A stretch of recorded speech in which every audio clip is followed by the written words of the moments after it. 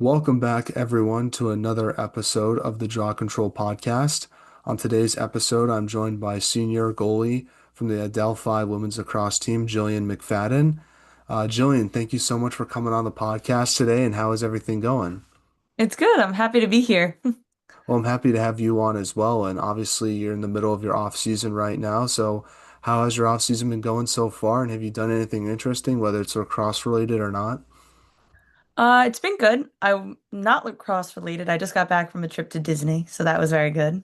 But lacrosse related, I think I have one more game. I did the LILJ committed tournament that they do in Breezy Park with some of my underclassmen. And then I just now started doing the Laxon Elite. They're doing a sixes league in Rocky Point. So that's been really fun because I haven't really played sixes before, so it's been really interesting to, play the different style. Yeah, for sure. What's like the difference from a goalie perspective of how you have to defend a ball between sixes and like regular lacrosse? Definitely, it feels tighter because there's not an eight, so everybody kind of sinks in. I find myself telling like my defense, like make sure you're pressing out.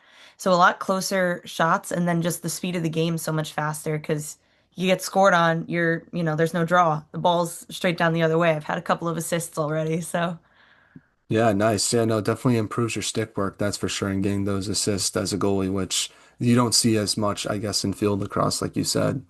yeah.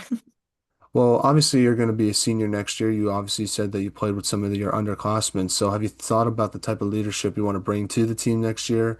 Would you consider yourself more of a vocal leader or lead by example type of player?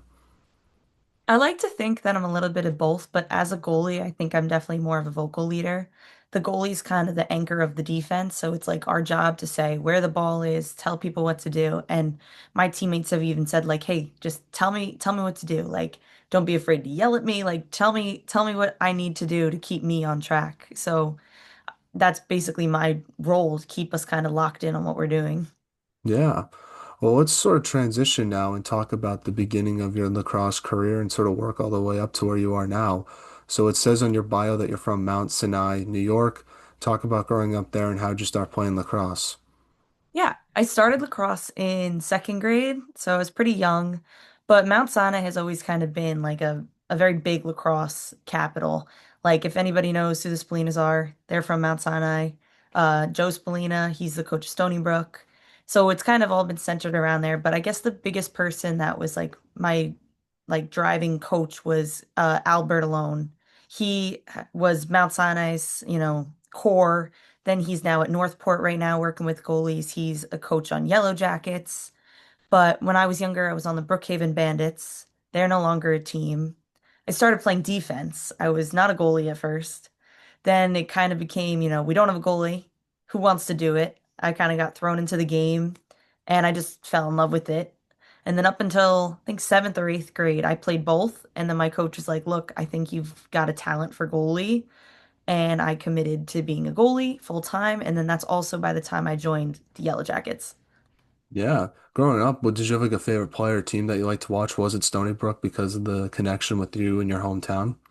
Stony Brook was definitely one of the big ones because I would always be able to go to the games. My mom, she'd be able to be like, "You want to go watch?" Or even if Mount Sinai used to make it to like the LIC, it was typically at Stony Brook. So that was kind of just like home base. But a specific player who I love, who I just still love watching, is Taylor Marino. She's just been like, the epitome of what, I want to be as a goalie. Now, before college, you played for your high school at Mount Sinai. So, what was your high school lacrosse experience like, and how did it sort of like, do you have like a favorite memory from your time there when you look back on it now? Mount Sinai, it helped me honestly get adjusted to college because we were always like go, go, go, go. There was rarely any off days. We did, speed and agility, we did strength, we did all these sorts of things. And then I also used to run cross country and track, so that kept me, pretty good with my running. But my favorite memory, I think, would probably be in my senior year. We play Eastport South Manor, so ESM, and that game was the lowest scoring game I've ever been in. It was 4-1, the final score. And if girls lacrosse, we know that it's typically, up in the teens. But I just remember that game. It was so high energy. It was under the lights, and it was the first time we'd beaten them in a few years, so it felt really good. Yeah, and I assume you had to make some big saves in that game as well. Yep. Now, you mentioned this before, but you also played for Yellow Jackets before heading off to college. What was your club experience like, and like how do you think that helped prepare you for college lacrosse? Yellow Jackets is very professional and they were very driven with, helping you get recruited. For me, my coach, he was Chris Carinante. He was also my high school coach.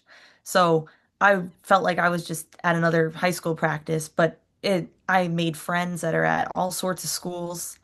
At Mount Sinai, all my whole class, we all committed to play lacrosse. Some are at Albany, some are at Pitt. So it was just play, practice, work all the time. Yeah, awesome. Do you have like who are some of the players you got to play with in Yellow Jackets and your high school days as well? Oh God, there's so many. Delilah Miles, a defender on Albany. Alexa Carinante's at Pitt. Her sister, Kaylee Carinante, was at Pitt. She just went to ASU, I think. I played with Alexis Polina. She's going to Clemson. Jordan Blasio was at Syracuse. And I think the biggest one that people would probably know is I played a year below Emily Lamparter, who's Clemson's goalie. So. Nice, nice. Definitely learned a lot of good things, I assume, from them that help. Like, I feel like some of the toughest transition for college players is they're so used to being sort of the best player on their team, where once they get to college, it's sort of an adjustment playing with other players who are the best player on your team. But for you, you played with so many great players on your team, and you sort of made that adjustment, I assume, easier heading to practice because you knew what sort of talent level to expect once you got on the field. Yeah. Yeah, it was definitely like just big competition all the time. And then specifically having like Emily as the goalie above me, she's doing amazing things at Clemson and it was always pushing me to be better. So it's like if she's making stops that day, I'm making stops that day. And that prepared me for college having, I had Maddie Marchetta, the goalie above me, and her and I would always just go back and forth. So I was used to that level of, competing for the starting spot and just competing in practice every day. Now, what was your recruiting process like with Adelphi? What made you want to go there versus other schools you might have looked at? It was very different than the usual recruiting process because I also was in the middle of COVID. But Pat and Frankie, they say it to everybody. They're not going to go chase down players. If you want to go to Adelphi, they will, do everything in their power to get you there.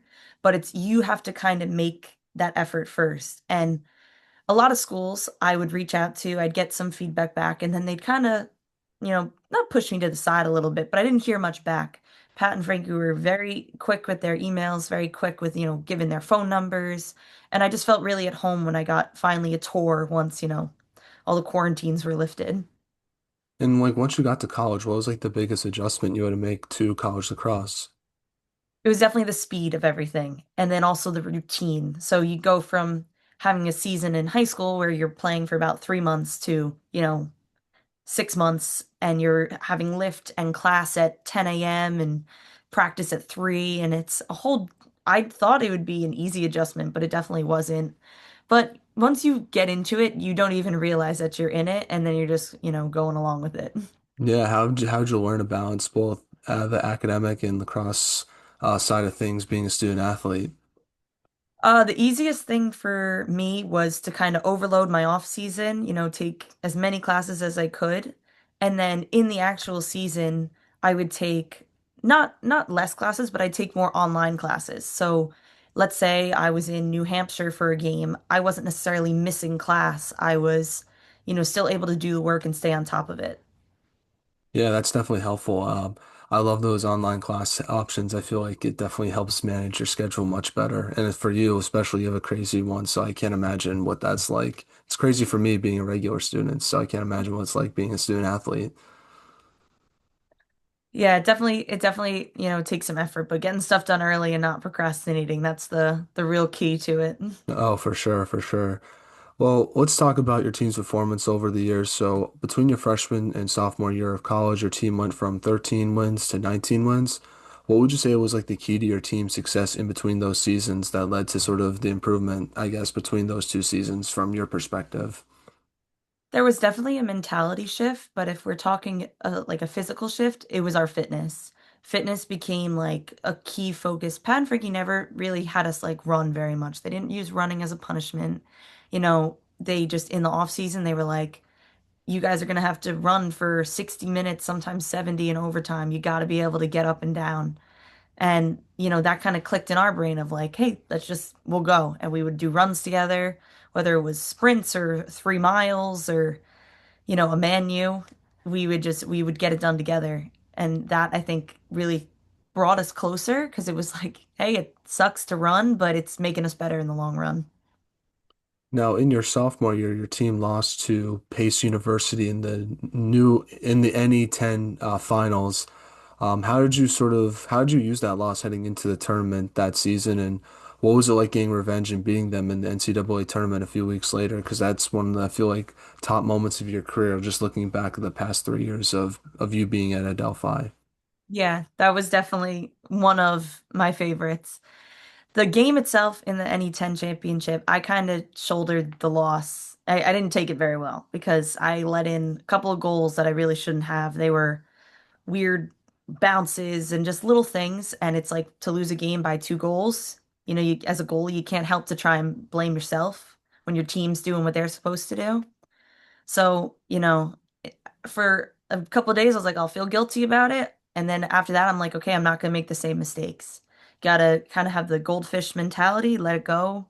I trained really, really hard. We made it so that we could see them again. And we hadn't beaten them. I think that was our fifth time seeing them when we lost the first four. So we were finally in 2 years, we're like, we're not doing this again. And we eventually got that win, and it couldn't have been better.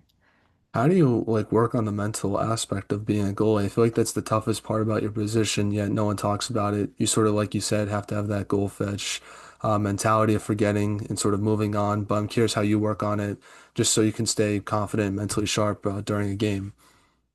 For me, I've realized that I now have to just play with confidence. I used to hyper fixate. Like my teammates could tell you I am the person that watches the most film. I would watch myself getting scored on, 10 times back to back and try and see like what did I do wrong. But if you really think about it, no shot's the same. No shooter's the same.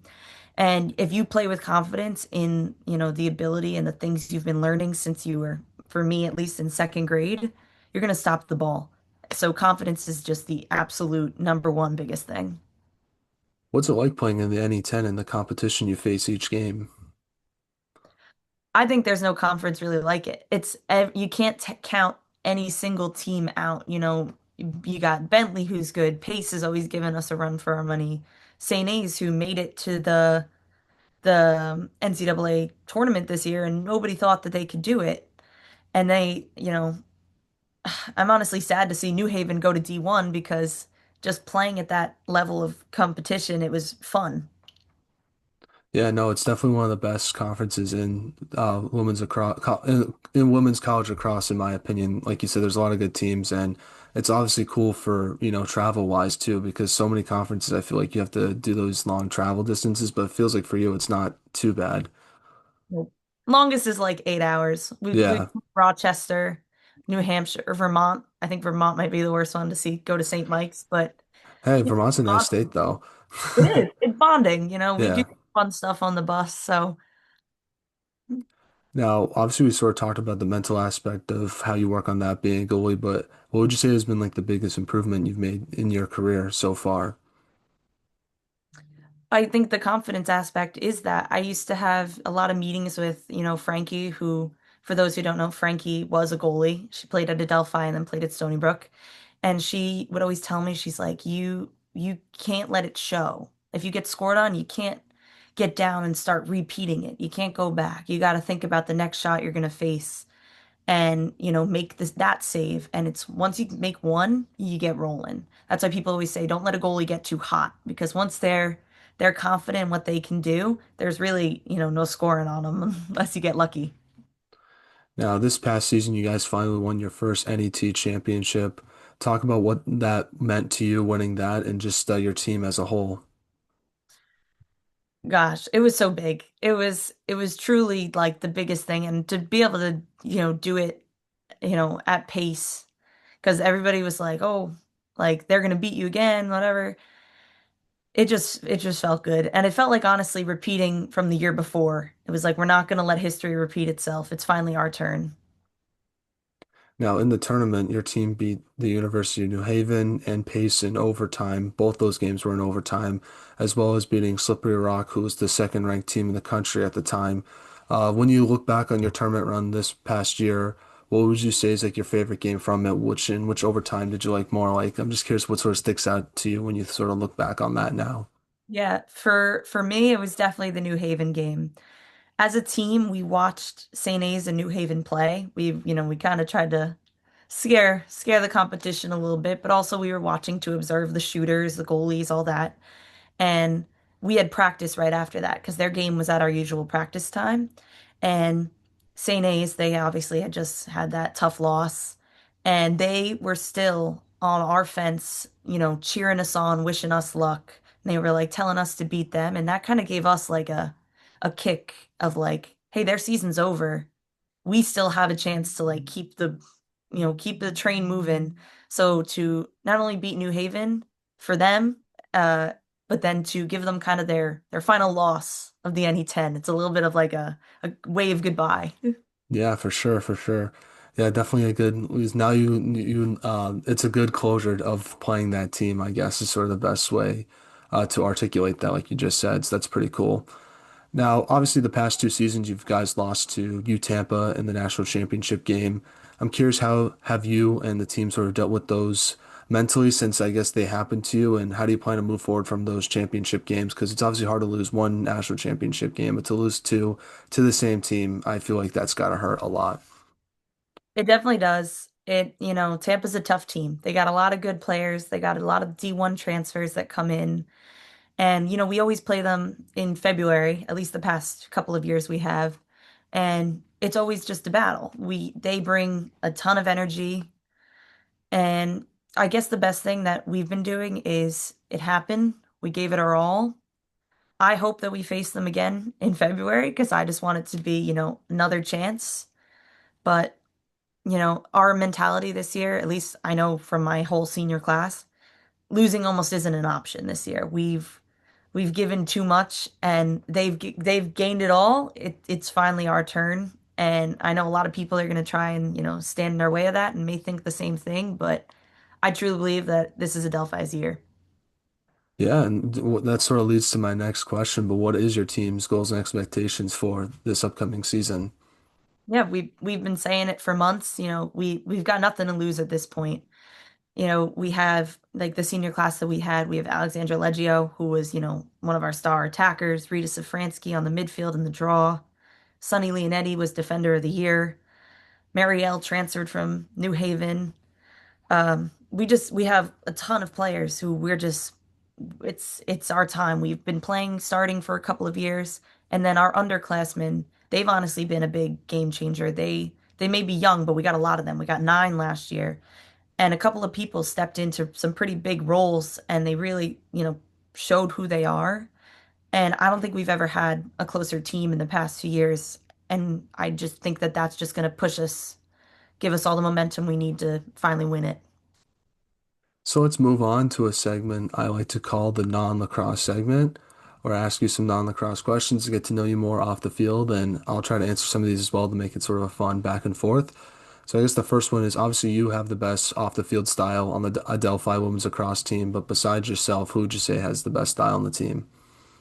I have to it'd probably be I have two people in mind. It would be probably Ashley Kolomaychuk. I see her around campus and every time I'm like, where did you get that? Where did you buy that?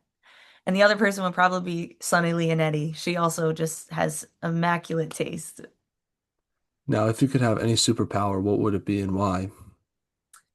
Probably be teleportation. I could, teleport to work, to practice, I wouldn't have to take the bus, maybe I could just teleport right to Vermont. Yeah, no, I totally agree with you. No, I hate traffic. It's one of my biggest pet peeves, so to be able to avoid that would be very helpful. Yeah, vacations too. Oh, exactly. Go to Great. wherever you want. Don't have to worry about that 12-hour flight if you want to go Nope. somewhere really cool. So, no, I agree with you. That's probably would be mine as well. Now, what would a perfect day look like for you? I'm thinking of the summer right now. It'd probably be, I like going for morning runs. That's when it's coolest out. So it'd probably be a run, maybe some brunch, a nap. I love taking my naps. And then maybe going out to dinner with some friends and grabbing ice cream and maybe a night walk to finish out the night. Yeah, yeah.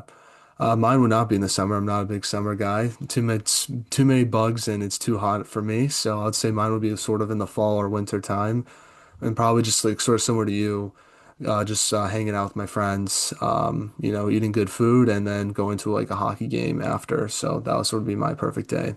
What hockey team? I'm a big Bruins fan, so sorry if that disappoints you. Eh, I'm a Rangers fan, but it's okay. We'll take it. Hey, it's not. I would say Bruins Rangers is not as big as like Leafs Bruins or Habs Bruins. I feel like those feel a little bit more like Yeah, weak we have some hatred. respect, It's just New York. I feel like Yankees Red Sox. That's more when I feel like New Yorkers and Boston go at it. definitely. Now, what is something you've learned about yourself in the past year?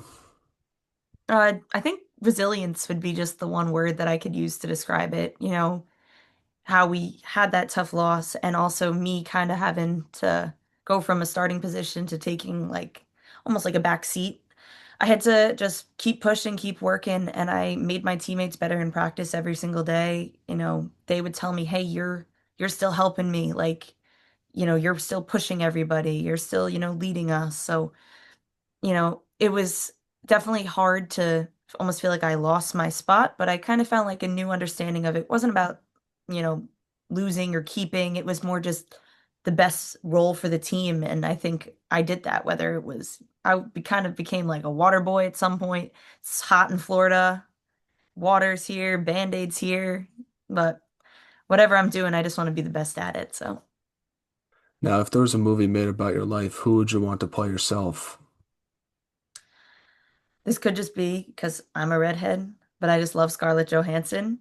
She's always just been a badass, and I just think that if I wanted somebody to play me, it'd be her, and I think she could Yeah. do it really well. She a natural redhead? I feel like I've seen her like in blonde before, like obviously like Black Widow, but like in other stuff, I feel like she's had different hair colors. She has, I do not know. She might be naturally brunette, or Okay. like maybe like a deep red. I'm not sure.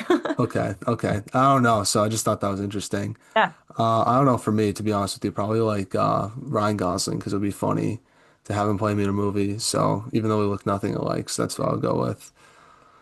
And now, last non-lacrosse question for you is, what is something you wish more people noticed about you more? uh, guess it'd be like my work ethic. Whether it's like my actual job, whether it's just how I work out, how I, on the field, off the field with academics, I'm very serious about the work I do. I want it to be, done properly. I want it to be good. And, even at my job, I'm never stopping moving. At practice, I don't like standing still. So if maybe the other goalies are getting some reps, I'm behind the net juggling. Hmm. So I think work ethic is definitely the big one. Now let's get back to a couple lacrosse questions now. First one is, what should be done to help grow women's lacrosse from your perspective? I think this one might be the most obvious one. I know it's been talked about a little bit by some other teams. I think getting, women's Division Two and Division Three on the same stage as D1. We have championship weekend where you got all three of the men's divisions and women's D1, and we were in, Virginia. Now, they did an amazing job in Virginia. It truly was like mind-blowing, what we had. But the year before that, to me, I think Tampa could agree. We were at a public park. We did not have the same kind of uproar and viewership. And people may say, "Oh, you don't have enough fans," but you can't really expect Division Two and Division Three to get the same amount of fans if they're not given the same opportunities. Yeah, no, I totally agree. I think the Tufts coach talked about it in a press conference like after the Final Four took place. So it was good hearing her perspective on it because like it sort of opened my eyes because it's something I haven't really thought about. So no, I'm totally with you on that. I think you guys should get it should be like it'll be kind of cool to have both men's and women's all divisions in one spot. And it'll be easier for fans to get to too. So they don't have to worry about like figuring out like travel logistics if they have anything like that. So nope, totally with you on that for sure. Now, the last question I have for you, and I always like to ask this, is do you have any shout outs you want to give to your teammates, friends, family, and who should we have on the podcast next? Some shout outs would probably be my mom and dad. My mom and my dad make sure they try and get to every single game, no matter the distance. My coaches, so Bertalone, my goalie coach growing up, Antonio Masson, um,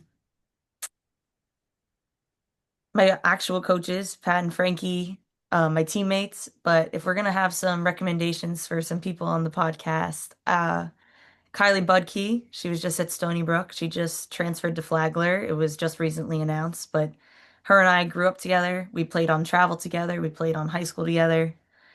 Tried to get her to come to Adelphi, but Flagler seemed like the right fit for her. So I definitely think she could provide some, good ideas about the transfer portal and her time at Stony Brook and now her new time at Flagler, which she's looking forward to. And I guess the second person would be my own teammate, Rory Meehan.